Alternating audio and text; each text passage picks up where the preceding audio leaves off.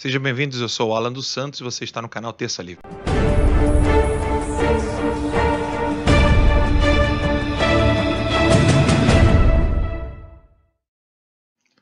Muitas pessoas podem não entender um pouco porque um assunto quase teológico pode ser notícia e por que isso precisa ser compreendido no Brasil. Já que nós temos tantos criminosos, tantos corruptos querendo roubar o país, por que o canal Terça Livre quer falar sobre isso? Bem, o tema é bem claro. O Papa Francisco, a China, a CNBB e o Brasil. Por que essas coisas são correlacionadas? A China, para quem ainda não conhece, não entendeu muito bem ainda, proibiu retratos de Jesus Cristo nas casas. E o presidente ordenou retirá-las imediatamente para que se colocasse a foto do presidente do partido. Segundo o próprio Partido Comunista Brasileiro, o mesmo partido que está financiando a campanha de Ciro Gomes, como informa o próprio site do PDT, o Partido Comunista diz que quem coloca o pão na mesa das pessoas não é Jesus Cristo, mas sim o partido, o presidente do partido. E aí eles querem substituir a foto de Jesus Cristo, as fotos religiosas, as imagens religiosas, pela imagem do presidente, presidente com muitas aspas, dessa ditadura comunista. E aí nós temos uma negociata que está ocorrendo neste período entre o Vaticano e a Igreja da China. O próprio site da BBC e os sites de notícia não estão se esquivando ao tratar sobre isso. Estão colocando inclusive a frase do cardeal Zen, que está aqui: o Vaticano está nos vendendo.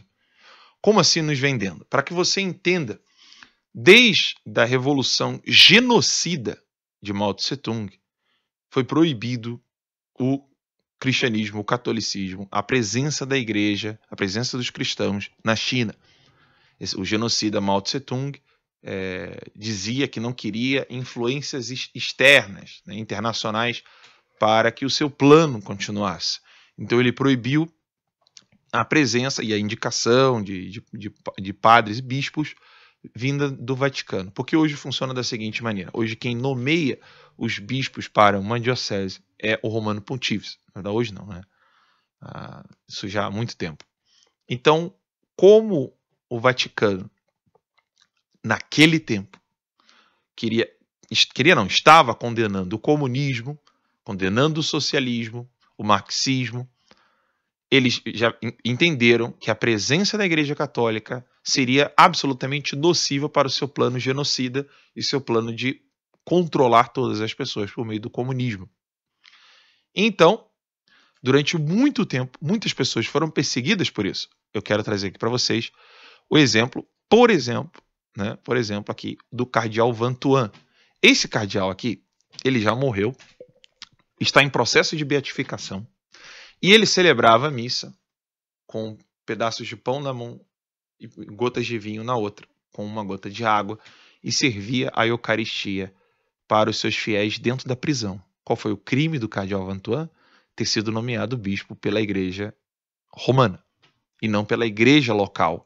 Porque na China você tem uma igreja que obedece ao partido, é controlada pelo partido, os bispos são nomeados pelo Partido Comunista Chinês, e você tem a igreja ligada a Roma. Automaticamente, todas as pessoas, e bispos, e padres, e fiéis que estão ligados à igreja do partidão, do Partido Comunista Chinês, elas são automaticamente excomungadas e não pertencem à Igreja Católica.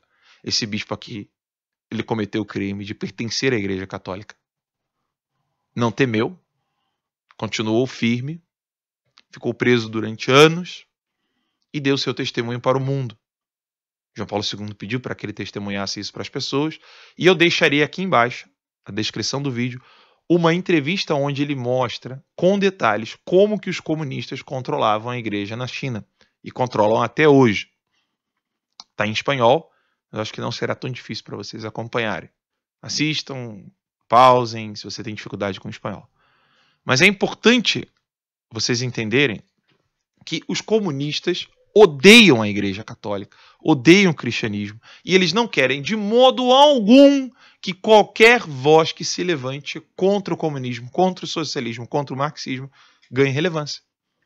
Aqui no Brasil, por exemplo, nós temos alguns expoentes que fazem esse trabalho de maneira excelente. Padre José Eduardo, Padre Paulo Ricardo, o professor Felipe Aquino, que é um leigo, você tem o Bernardo Kister.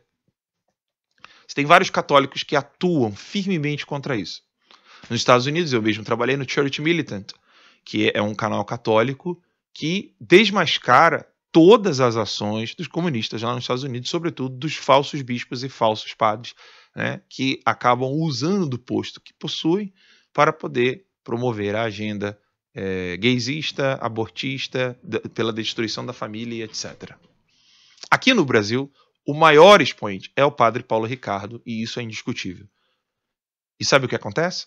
Vários reitores de seminários dizem que expulsarão esses futuros padres que se descobrirem que eles são alunos do padre Paulo Ricardo, que não faz nada mais, nada menos do que repetir a doutrina de 2000 anos da Igreja Católica.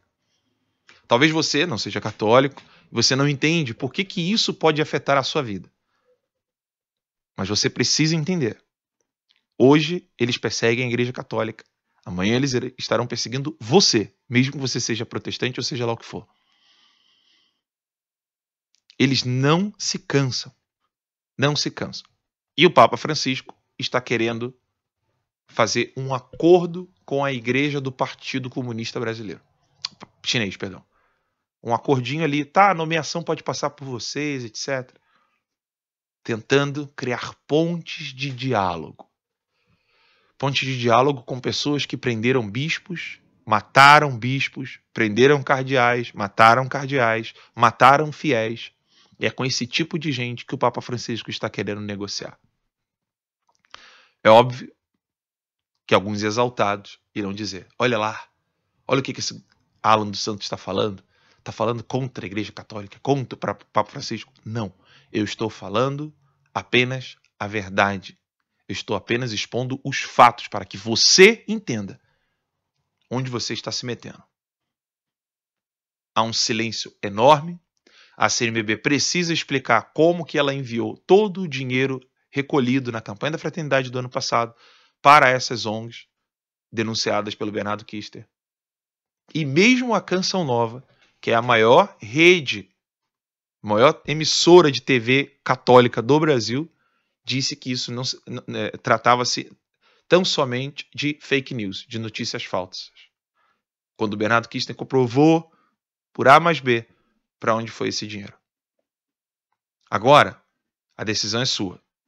Você vai acreditar nos seus olhos ou você vai acreditar na narrativa que eles estão querendo enfiar pela sua goela?